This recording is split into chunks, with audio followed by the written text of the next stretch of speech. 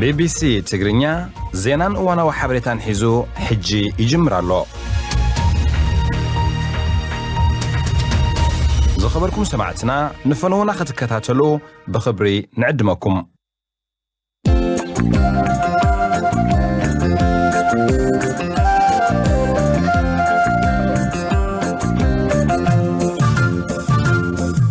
سلام طعمنا هبلي زخبركم تخاتلتي فنورد BBC أبناء لومي مدبنا قدام مستر أبي حمد لومي أبايتو وكلت حزب قريبو هابس تزاربو كنجمر በውስጣችን ያሉ ባንዳዎች አቡሽትና ዘለው ባንዳታት ፍናጻ ሳተላይት ክረኽቡ ኣብ ዓለም ዘለዎም ናይ ዲፕሎማሲ ሰንሰለታት ክትቀሙን ተረፍ መረፍ ክላሽንን ብሬንን ውን ይትወዮም ካብ ዩኒቨርሲቲ ስዊዘርላንድ ናይ ክብሪ ማዕረግ ዶክትሬት ዝተዋህቡ አባ ሙሴ ዘርአይ ነቲ ክሳብ ሕጂ ዝተሰርሐ ኣፍልጦ ነቲ ብሕጂ ዝግበር ዘለዎ ደገፍ እዩ ተማሃሮ ኢትዮጵያ ሎሚ ትምህርቲ ጀሚሮም ኣብ ኣውሮፓ ዘጋጥም ዘሎ ደክሲ ለበዳ ኮሮና ቫይረስ ዝምልከትን ሓፀርቲ ዜናታት ዝዕለትን ክህልውና እዮም ክትከታተሉና ብኽብሪ ዝዕድመኩም ሃብቶም ወልደ ዮሃንስ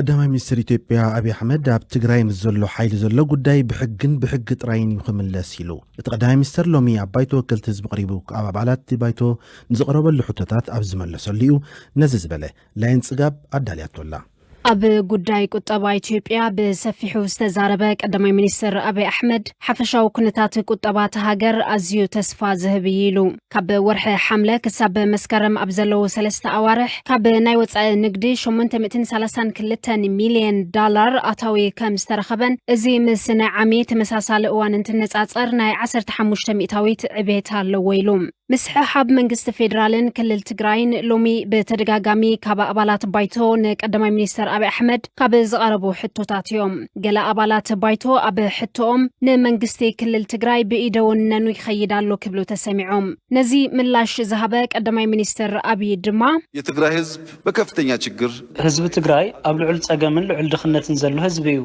ህዝቢ ትግራይ ክልወጥ ይዝደሊ መንግስት ፌደራል ነዚ ኣብ ግነ ዘእተወ ስራሕ ክሳብ ሎማ ዓንቲ ዝሰርሕ ዘሎ ህዝቢ ኣለኒ ኢሉ እዩ 10 ወይ 15 ዘየድሊ ውልቀ ሰባት ኣለው ዘይኮነስ ብሚልዮን ዝቁፅር በዓል መሰል ንቀለሰሉ ዜጋ ኣሎ ኢልና ኢና ንሰርሕ ዘለና ኣብኡ ምስ ዘሎ ሓይሊ ዝተተሓዘ ጉዳይ ግና ብሕግን ጥራሕ ዝምለስ ይኸውን በህግና በህግ ብቻ የሚመለስ ይሆናል ካልእ ንአብይ አሕመድ ካብ ዝቐረቡ ሕቶታት መንግስትኻ ፌደራላዊ ስርዓት ኣፍሪሱ ኣሃዳዊ ስርዓት ክትተክል ይሰርሓሉ ድዩ ዝብል ነይሩ አውሮፓ በጣም ብዙ ሀገር አሃዳዊ ነው ግን ዲሞክራት ነው ኣብ አውሮፓ ብዙሓት ሃገራት አሃዳውያን እዮም ግን ዲሞክራሲያውን እዮም ኣብ ኢትዮጵያ 3 መንግስታት ነይሮም እቲ ንጉሳዊ ስርዓት መንግስቲ ሓጻዊ ስርዓት ነይሩ ዲሞክራሲያዊ ነበረን መንግስቲ ደርግ አሃዳዊ ነይሩ ዲሞክራሲያዊ ነበረን መንግስቲ ኢህወደግ ድማ ፌደራላዊ ነይሩ እንተኾነ ግን ጨና ዲሞክራሲ ይፈልጥን ስለዚ ዲሞክራሲ አሃዳዊ ፌደራላዊ ወይ ንጉሳዊ ስለዝኾንካ አይኮነን ለውጥ ካብ ዝመጽእ ጀሚሩ ወላ ብናይ ሓደ ክልል ስልጣን ወላ ሓደ መዓልቲ ኣቱ ይፈልጥን ለአንድ ቀን ኢንቮልቭ አድርጎ ያውቅ መንግስቲ ክልል ትግራይን ውድብ ህወሓትን ንመንግስቲ አብይ አሕመድ ብኣሃዳውነት ክኸስስ ከም ዝጸንሐ ዝፍለጥ እዩ ኣብ ጎንፅን ጉዳያት ጸጥታን ዝምልከት ድማ ኣብ ኢትዮጵያ ብሰንኪ ጎንፅታት ዝሞቱ ሰባት ምስቲ ጉዳይ ዘተኣሳስር የብሎምን ፖለቲካዊ ባእሲ ክልተ ኣናብስ ኣብ ዘይፈልጥዎ ዝሞቱ እዮም ኢሉ ኣብ ክልል ቤንሻንጉል ንዘጋጠመ ጸገም ጸጥታ ኣመልኪቱ ንዝቐረበሉ ሕቶ ድማ ሃገር መከላከያ ሚኒስትር ከፍተኛ ሰራዊት ምክልኻል ሃገር ልዑል መስዋዕቲ ይኸፊሉ ብፍላይ ኣብ ዝሓለፉ 20 መዓልታት ኣብ ዝነበረ ስርሒት ሰፊሕ ዓወት ተመዝጊቡ እዩ ብኣማይ ዝቁፀሩ ተማሪኾም ብዙሓት ድማ ሓዲሞም እዮም ካብ ስርሒት ብተወሳኺ ገበን ዝፈጸሙ ብዙሓት ሰባት ኣብ ቀይዲ ውዒሎም ጉዳዮም ብሕጊ ይረኣይ ኣሎ ጉዳይ እየታየነ ያለው ብኻልእ ወገን ኣብ ውሽጥና ኣለው ዝበሎም ባንዳታት ምስ ናይ ወፃኢ ይሰርሑ ክብል ከሲሱ በውስጣችን ያሉ ባንዳዎች ኣብ ውሽጥና ዘለው ባንዳታት ብናይ ሚድያ ፕሮፓጋንዳ ኣብ ናይ ፈተውትና መንደር ይስለፉ እዮም ብናጻ ሳተላይት ክረኽቡ ስቱድዮ ንምህናጽ ካብ ፕሮፓጋንዳ ወጻ ድማ ኣብ ዓለም ዘለዎም ናይ ዲፕሎማሲ ሰንሰለታት ክትቀሙን ካብኡ ሓሊፉ ድማ ተረፍ መረፍ ክላሽንን ብሬንን ውን ይትወዮም ይደረጋል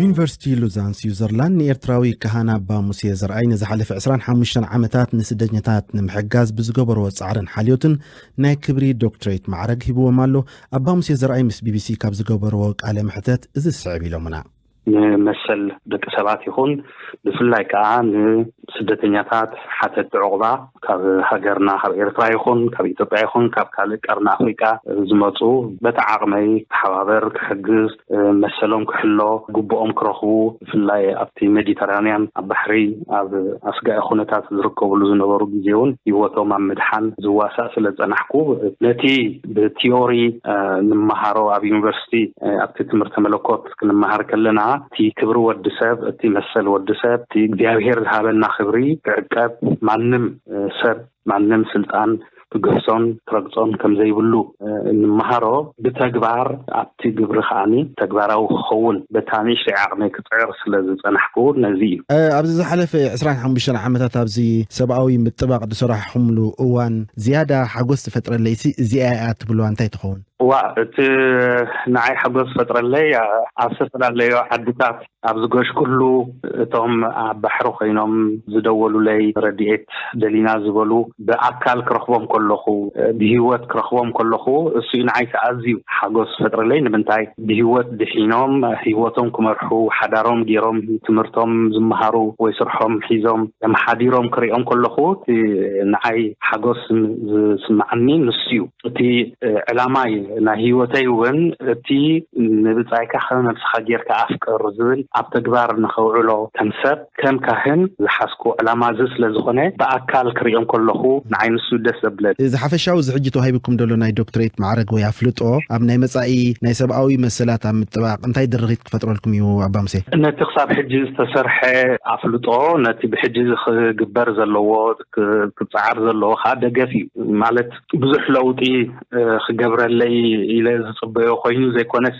ንምንታይ ኣብ ዝሓለፈ ዓመታት በብዓይነቱ ሽልማት ካብ ዝተፈላለዩ ሃገራት ተቐቢለ እንዴ ግን ተቐንዲ ሽልማት ንሱ ይኮነን ግን እቲ ዝህቦ መልእኽቲ እዩ። ኣባ ሙሴ እዚ ሽልማት እዚ ወይ ድማ ዝኣፍልጦ ናይ ዶክተሬት ማዕረግ ኣብዚ 25 ዓመታት ዝተሸለምክዎ ሽልማት እቲ ዝዓበየ ኢልኩም ክትጠቕስዎ ትኽእሉ ዶ? እቲ ዝዓበየ ዝፅበዮ ካብ እግዚኣብሔር እዩ ናይ ሰብ ኣይኮነን ግን ሓደ ካብቲ ዝተዋህበኒ ሽልማት ሓደ ካብቶም ዓበይቲ ክብሎ ዝኽእል እዚ ሽልማት እዚ ክመፅእ እንከሎ ቂድምኡን ብድሕሪኡን እውን ክመፅእ ዝኽእል ክንደይ ፈተናታት ሓሊፍካ ክንደይ ሓርጎፅ ጎፅ ክንደይ ተፀሪፍና ክንደይ ተወጊእና ክንደይ ስለዚ እቲ ቀንዲ እንታይ እዩ ኣብቲ ተኣምነሉ ዕላማ ደው ምባል ነቲ ፍትሓዊ ዝበልካዮ ነቲ ቅንዕና ዝበልካዮ ነቲ ክብሪ ከም ሰብ እንታይ ኣነ ነፍሰይ ኣኽቢረ ካልኦት ነፍሳት ክኽብር ዝፅዕር ኣብቲ ተኣምነሉ ፀኒዕካ ደው ምባል ናቱ ፍረ ናቱ ፃማ ከዓኒ ቀሲሉ ክመፅእ እዩ ናይ ግዜ ጉዳይ። ዶክተር ኣባ ሙሴ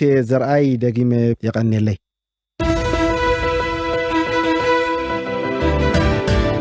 ክቡራት ሰማዕትና ትከታተልዎ ዘለኹም ፈኖ ሬድዮ ቢቢሲ ሕጂ ሓፀርቲ ዜናታት ዝዕለት ከቕርበልኩም።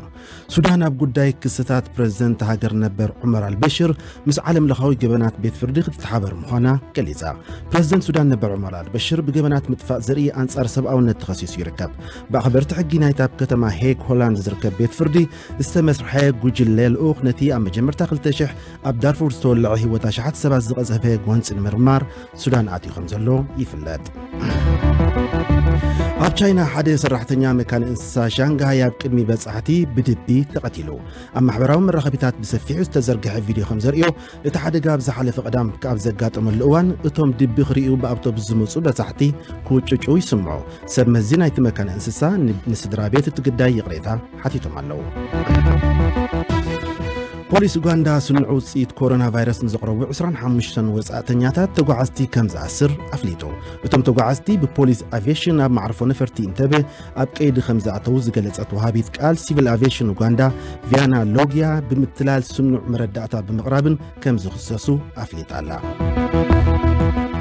ቀንዲ ተቐናቐንቲ ወገናት ኩናት ሓድሕድ ሊብያ ኣብ ስዊዘርላንድ ይዘራረቡ ኣለዉ። ኣብቲ ብመንጎኝነት ሕቡራት ሃገራት ኣብ ጄኔቭ ዝካየድ ዘሎ ቀዳማይ ዙር ዘተ ሰላም ወታደራዊ ወከልቲ ናይቲ ብጀነራል ካሊፋ ሓፍታር ዝምራሕ መብረቃውያን ሓይልታትን ኣብ ርእሰ ከተማ ትሪፖሊ ዘሎ መንግስትን ይሳተፉ ኣለዉ። እስራኤልን ዓረባዊት ሃገር ባሕሬንን ወግዓዊ ዲፕሎማስያዊ ዝምድና መስሪተን ኣብቲ ከተማ ማናማ ርእሰ ከተማ ባሕሬን ዝተፈጸመ ስነ ስርዓት ሰበስልጣን ክልቲአን ሃገራት ሓባራዊ ኣዋጅ ፈሪሞም ኣብ ቀረባ እዋን ኤምባሲታት ክኽፍታ ድማ ትፅቢት ይግበር።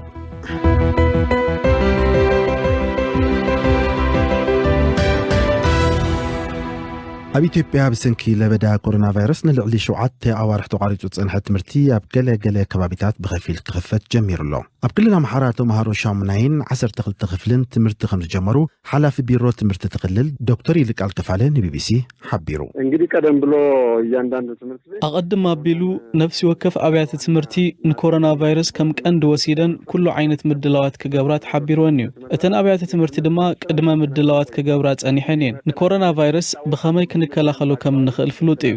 ስለዚ እተን መከላኸሊ ኣገባባት ኩለን ኣብ ግብሪ ክውዕላ ከም ዘለዎን ኢና ተዘራሪብና። ብመንግስቲ ዝተዓደለ መሸፈኒ ኣፍን ኣፍንጫን እውን ወላዳ ኣን ተምሃሮ ኣይተዓደል ኣብ ዝምልከቱ ኣብያተ ትምህርቲ በፂሕሎ። እተን እቲ ማስክ ዘይበፅሐን ኣብያተ ትምህርቲ ድማ ተምሃሮ ወለዶም ገዚኦም ሂቦም ኣለው። ጽባሕ ግን ናብ ኩለን ኣብያተ ትምህርቲ ክዕደል እዩ ዝብል ተስፋ ኣለና። እቲ ካልኣይ ድማ ተምሃሮ ኣብ ንሓድሕዶም ኣካላዊ ርሕቀት ሓልዮም ክመሃሩ ዝብል ኮይኑ ኣብ ሓደ ጠረጴዛ ሓደ ተምሃራይ ጥራሕ ኮፍ ከም ዝብል እዩ ክግበር። ኣብያተ ትምህርቲ እኹል ቀረብ ማይ ክህልወን እውን ተሓቢርወን ኣሎ። ብኸምዚ እዩ ተጀሚሩ ዘሎ ይመስላል። እንግዲህ ዶክተር ይልቃል ብምስዓብ ምድላዋቶም ከምቲ ዝተወጠኖ እንትጻፊፎም መባእታን ማእከላይን ደረጃውን ኣብ 16 ጥቅምቲ 2013 በቆጻጽራ ኢትዮጵያ ከም ዝጅመር ሓቢሩ። ሓላፊ ቢሮ ትምህርቲ ክልል ትግራይ ዶክተር ገብረ መስቀል ካሕሳይ በወገኑ ኣብቲ ክልል ተምሃሮ 12 ክፍሊ ትምህርቲ ከም ዝጀመሩ ብምሕባር እቶም ዝተረፉውን በብደረጅኡ ክጅምሩ ምዃኖም ገሊጹ። ግራጁዋሊ ቀስብለን ነው ምን ሕጂ ዞም 12 ክፍሊ ጀሚሮም ኣለው። እቶም ካልኦት ድማ ቀሲልና እናርኣና ኸነጀምሮም ኢና። 12 ክፍሊ ዘምህራ 92 ኣብያተ ትምህርቲ ኩሉቲ ክገብርኦ ዘለወን ጥንቃቐታትን ቅድመ ምድላዋትን ኣጻፊፈን ጀሚረን ኣለዋ። ኣብ ሓደ ክፍሊ ድማ 15 ተምሃሮ ጥራይ ከም ዝመሃሩ ኢና ንገብር ዘለና። ሎሚ ምክትል ፕሬዝደንት ክልል ትግራይ ዝመርሖ ናይዚ ክልል ግዝያዊ ኮሚቴ እቲ ኣጀማምራ ከመይ ኣሎ ንምርኣይ ኣብ 3 ኣብያተ ትምህርቲ ምብጻሕ ኣካይድና። መሸፈኒ ኣፍን ኣፍንጫን ካብ ሚኒስትሪ ትምህርቲ ኣይመጸናን። ትካል እግሪ ምትካል ትግራይ ግን እቲ ናይ ማስክ ጉዳይ ስለ ዝሸፈነልና ተምሃሮ ነቲ ማስክ ተጠቂሞም እዮም ትምህርቲ ጀሚሮም። ማስክ ተጠቅመው ነው ትምህርቲ የጀመሩ ዛሬ። ኣብ ክልል ኦሮሚያውን ሓላፊ ህዝባዊ ርክባት ቢሮ ትምህርቲ ትክልል ኣቶ ኤፍሬም ተሰማ ንቢቢሲ ከም ዝሓበሮ ኣብቲ ክልል ኣብ ዘለዋ ወረዳታት ዘለዋ ኣብያተ ትምህርቲ ካብ 16 ጥቅምቲ 2013 ኣቆጻጽራ ኢትዮጵያ ስሩዕ ትምህርቲ ከም ዝጅምራ ገሊጹ። ኣብ ዞባን ምምሕዳር ከተማን ዝርከባ ኣብያተ ትምህርቲ 30 ጥቅምቲ ከምኡ ድማ ኣብ ከባቢ ኣዲስ ኣበባ ዝርከባ ኣብያተ ትምህርቲ ድማ ሕዳር 15 ትምህርቲ ከም ዝጅምራ ጠቂሱ። ኣቶ ኤፍሬም ኩለን 12 ክፍልን ዝምህራ ኣብያተ ትምህርቲ 16 ጥቅምቲ ከም ዝጅምራ ብምሕባር ልዕሊ 70 ሚእታዊት ካብተን ኣብያተ ትምህርቲ ኩሉ ቅድመ ምድላዋት ከም ዘጻፈፋ ይጠቅስ። ሚኒስትሪ ትምህርቲ 20 ሚልዮን መሸፈን ኣፍን ኣፍንጫን ከም ዝሃቦም ዝሕብር ኣቶ ኤፍሬም ናብ ኩለን ኣብያተ ትምህርቲ የካፋፍልዎ ከም ዘለው ንቢቢሲ ሓቢሩ።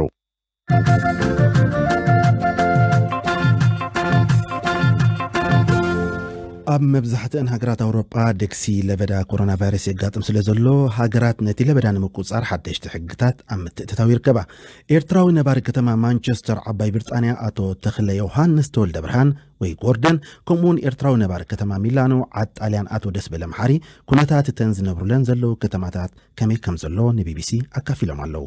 ብዙሕ ሓበሻ ተታሒዙ ከም ዘሎ ብዝተፈላለየ መንገዲ ይፍለጥን ይስምዐን እዩ። እቲ ሰብ ከምቲ ናይ ቀደም ኣይኮነን። ሎሚ ዋላ ሓንቲ ግምት ኣይገብረሉን እዩ ማለት ኣይፈርሆን እዩ። እቲ ልቢ ዝሰኽዐ እቲ ኣብ ዝተፈላለየ ናይ ዕዳጋታት ገለ ዝኸይድ ጥንቀቕ ክእል እዩ። ፀገም ግን እንታይ እዩ ትምህርቲ ክፉት ስለ ዘሎ ተምሃሮ ከዓ ንኣሽቱ ቆልዑ ስለ ዝኾነ ተጠንቂቖም ክጥንቀቑ ስለ ዘይክእሉ ኣብዩ እቲ ፀገም ክመፅእ ዝኽእል ኢልካ ትግምቶ።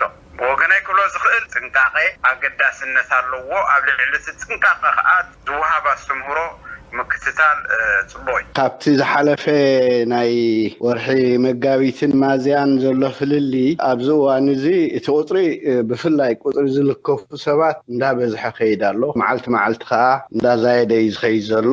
ስለዚ እቲ ኩነታት ብሓቂ ኣብ ዘስግእ ኩነታት እዩ ዘሎ።